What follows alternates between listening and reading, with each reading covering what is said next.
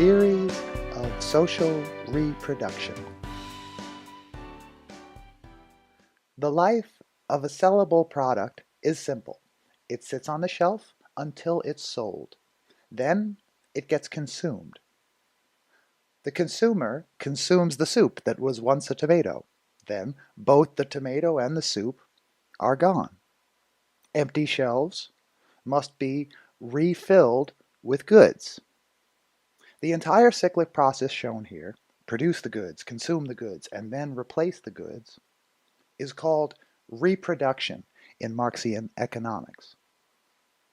Under capitalism, reproduction involves not just workers and consumers, but also a third group, the profit takers. We have here a single system, call it the capitalist mode of production, with two functionally different aspects: production for consumption on the one hand, and reproduction of what's been consumed on the other. Persons, like commodities, also have lifespans. Those who are gone must be reproduced. We don't mean cloning here, we mean replenishing the population, not literally reproducing a specific person. Who replenishes the population? It's not the stork, right? The population is replenished by giving birth and parenting. Like the reproduction of consumed goods, the reproduction of the departed human population is a constantly renewed cycle. The worker is, as Marx says, the capitalist's most indispensable means of production. If older workers were not replaced by younger workers, then who would produce the goods we need to buy to live? And if goods were not being produced and sold, then what profits would there be for the profit takers to take? But the material conditions under which birth and parenthood happen are very different depending on a person's circumstances. One worker and parent faces eviction if her employer denies her FMLA claim and withholds her pay.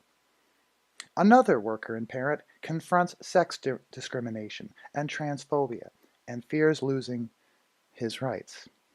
And on the other hand, there are those members of our society who never face anxiety over withheld paychecks, and who are secure in the knowledge that whatever laws may be passed, and however the high courts rule, access to reproductive freedom will always be in their reach as a consequence of their privilege. By the workers, we mean people who depend on a paycheck for survival. Marx says in Capital Volume 2, the working class has to live from hand to mouth. If you make your living by working, then you're what we call a worker. If you don't have to work, if it's possible for you to live solely on profits derived from your property, real estate, or a business you own, then you are not what we're calling a worker. Even if you spend 100+ hours a week at the office.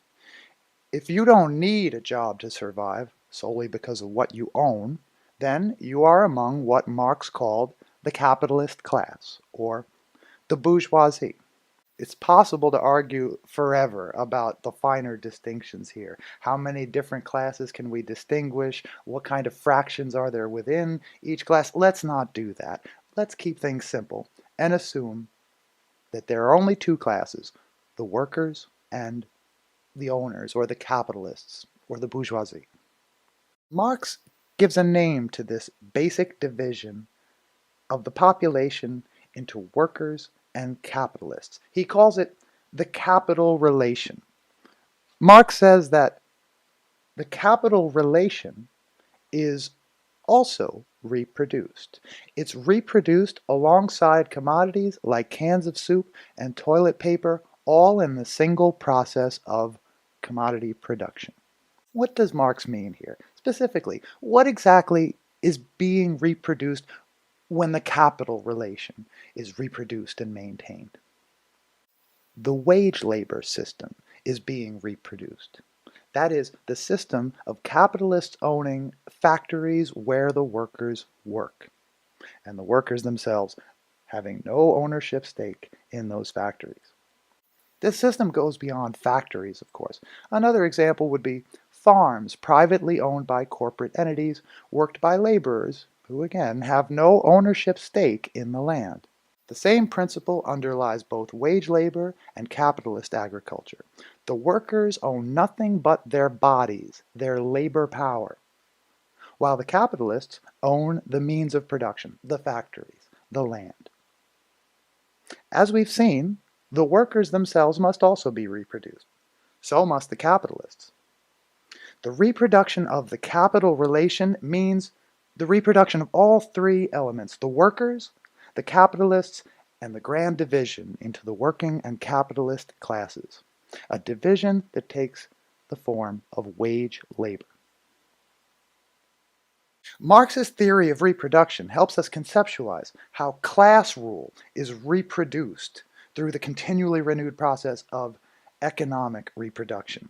It's natural to ask whether other forms of rule or domination are reproduced by economic processes in an analogous way.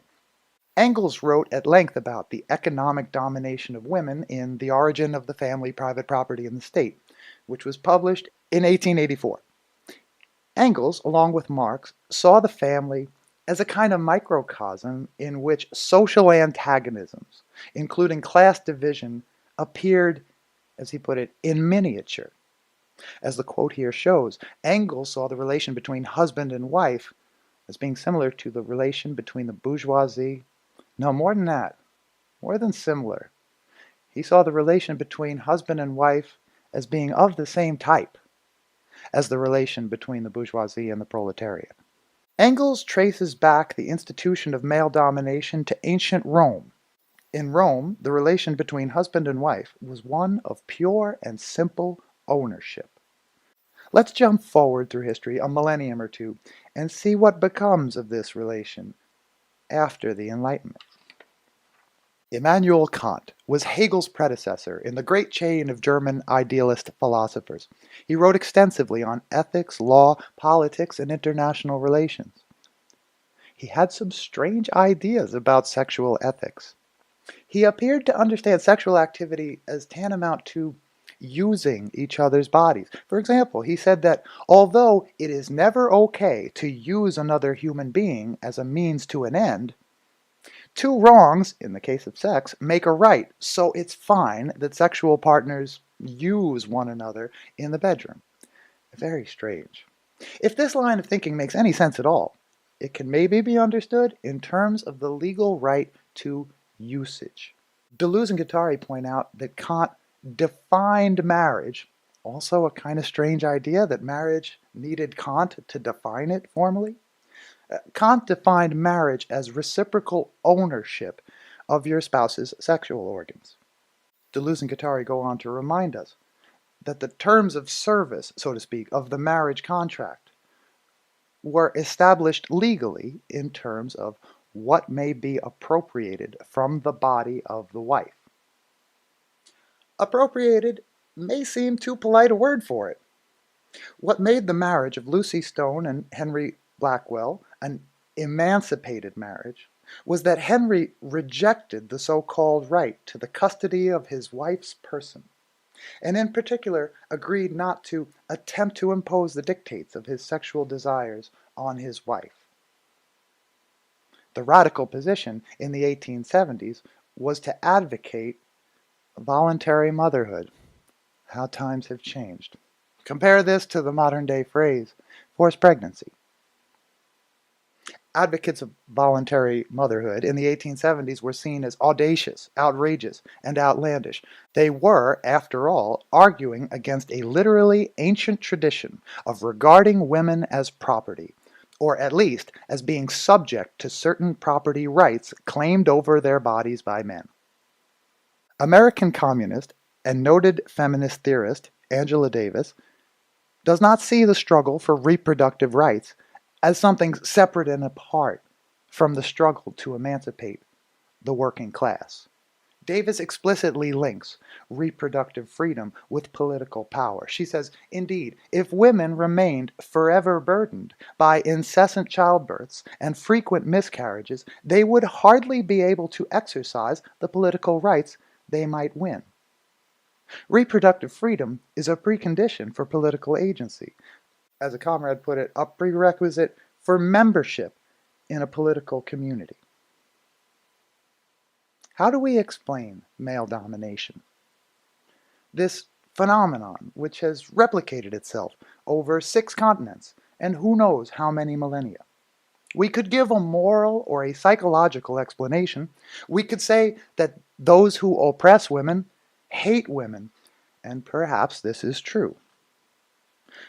But Marxists typically don't like for their explanations to rely on moral judgment, however clear and correct the moral judgment may be.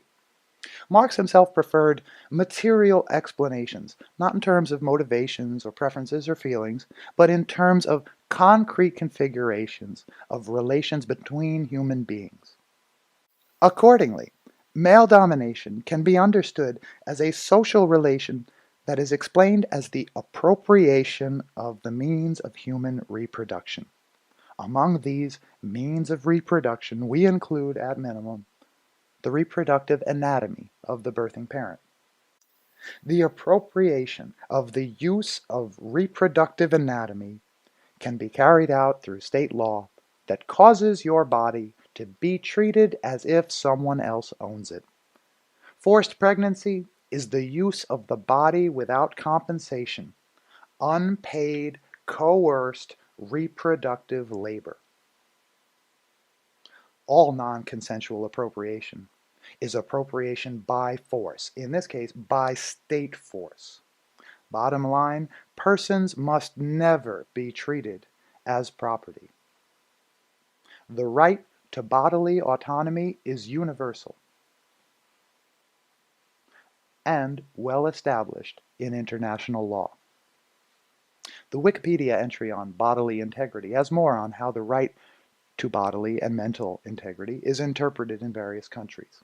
The UN's 1948 Universal Declaration of Human Rights mentions aspects of the right to bodily integrity, which Article 6 supplements by promising that everyone has a right to recognition everywhere as a person before the law. These are certainly very fine words, as are so many of the promises of the bourgeois liberal tradition. But as Ralph Miliband put it in his book Marxism and Politics, the task of Marxist politics is to defend freedoms which, however inadequately and precariously, form part of bourgeois democracy. This must surely include the right to be free from dehumanizing treatment. What is socialism for?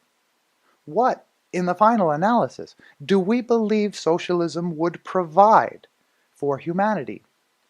Liberals believe a better world is possible too.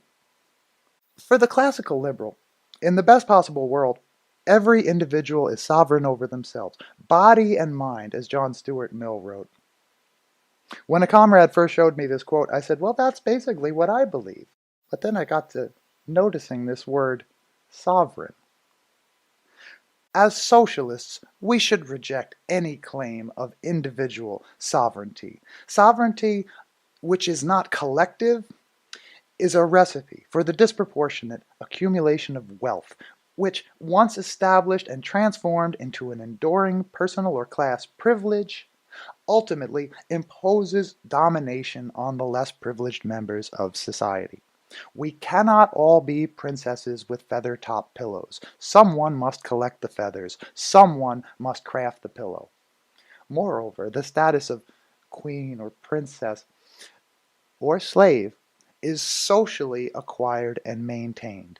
On a desert island with no other people around, there are no social relations, and no one is a princess, or, for that matter, a slave. These aren't intrinsic properties of the person. These labels, these roles, are social relations. The point of socialism, according to Engels at least, is to provide all human beings with the opportunity to exercise and develop all their powers and faculties in complete freedom. But crucially, this opportunity does not rest on a foundation of personal sovereignty. Rather, the possibility of universal opportunity for personal growth and development depends on the collectivization of industry. We have enough, and we can continue to make enough to go around, so that no one is hungry, so that no one goes without shelter. Socialism means that human needs, like land and bread, are provided publicly. That's what socialism is. But what socialism is for, the purpose of providing for everyone's needs, is personal development. The purpose of socialism is emancipation. Emancipation from what? From servitude. This slide compares forced pregnancy with other forms of exploitation.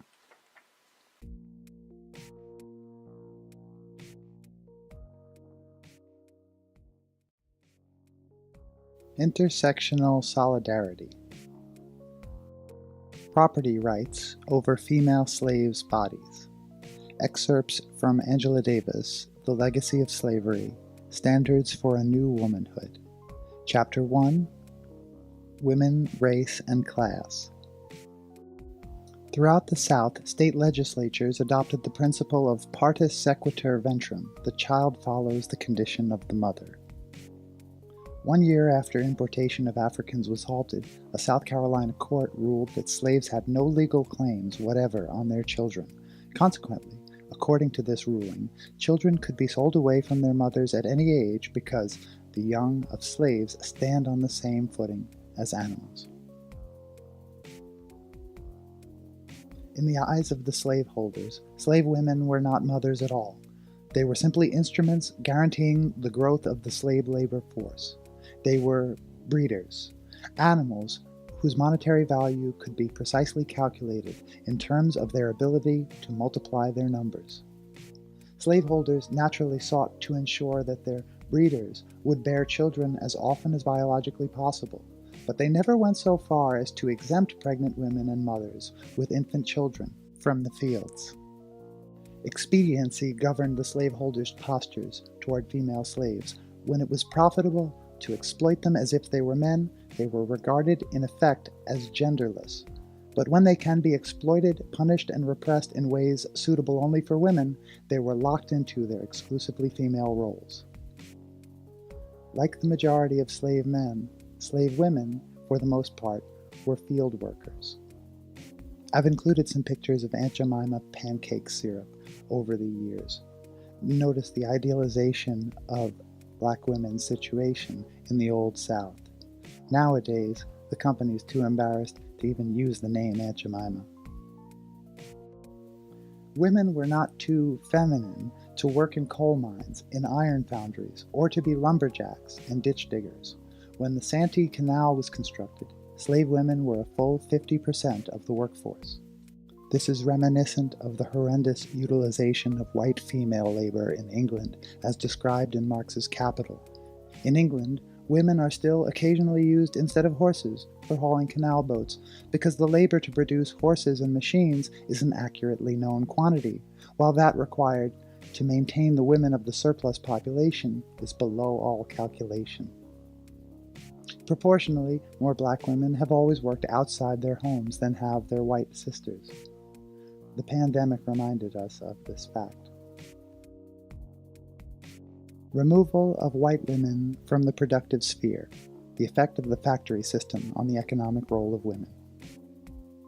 During the pre-industrial era, women had been hand manufacturers, producing fabric, clothing, candles, soap, and practically all the other family necessities. They had been productive workers within the home economy, and their labor had been no less respected than men's. Compare with Angela Davis's description of housework as invisible, repetitive, exhausting, unproductive, and uncreative. The Industrial Revolution resulted in white women's lives being radically changed. By the 1830s, many of women's traditional economic tasks were being taken over by the factory system. The industrialization of the economy eroded women's prestige in the home, a prestige based on their previously productive and absolutely essential labor. Their social status began to deteriorate accordingly. As workers, women had at least enjoyed economic equality, but as wives, they were destined to become servants to their husbands. The situation of the white housewife was full of contradictions.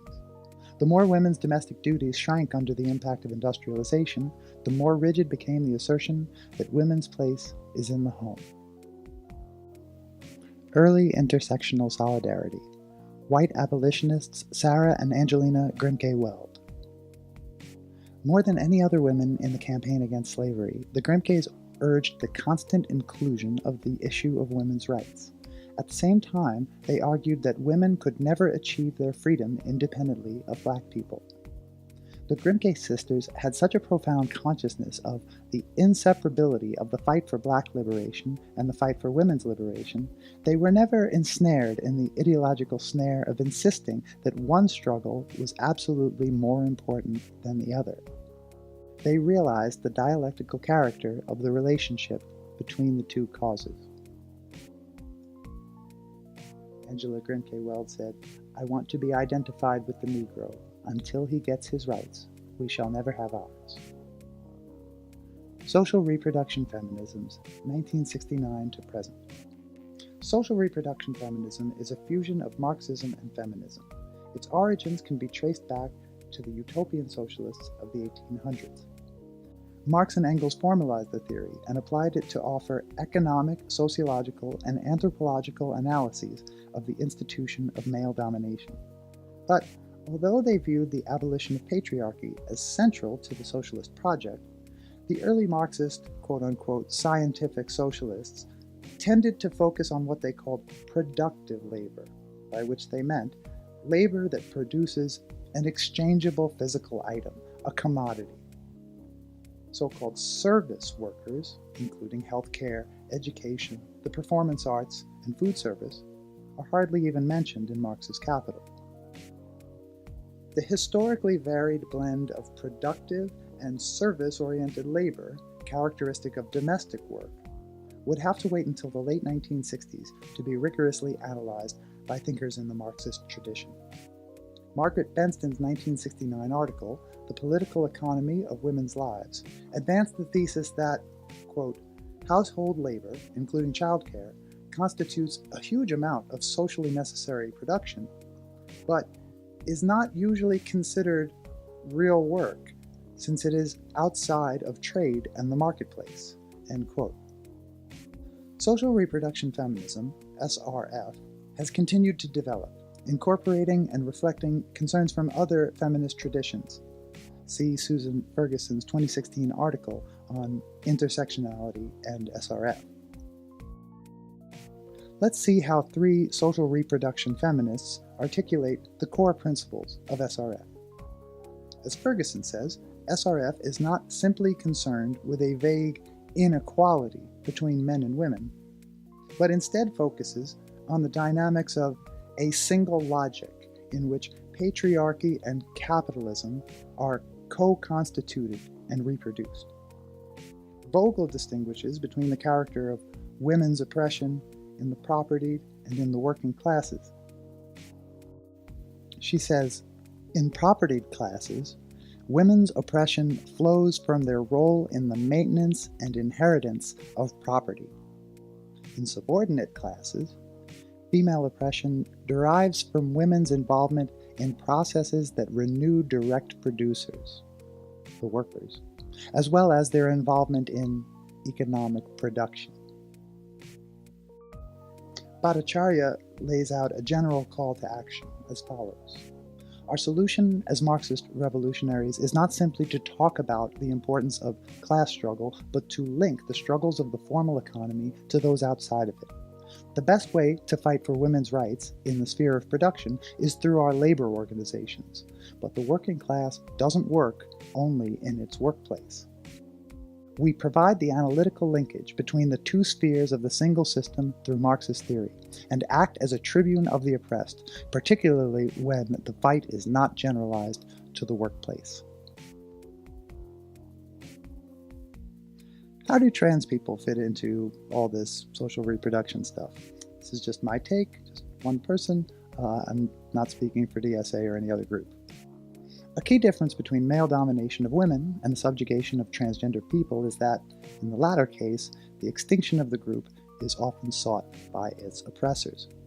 Trans people's bodies, when directly regulated by the state, are regulated not just in their aspect of being potential biological means of reproduction, but also in their very existence. That is, trans people face genocide, if not in their literal extinction as human beings, then at least culturally. The principle at work in state policies that deny transgender care or force detransition is akin to the principle, kill the Indian, spare the man. The correct strategy for the socialist left is not one of intersection, but of union. An injury to one, as they say, is an injury to all. Compare Ralph Miliband's dual power strategy of strong Marxist reformism. He says, what we need is a flexible and complex network of organs of popular participation, working alongside but independently of the state.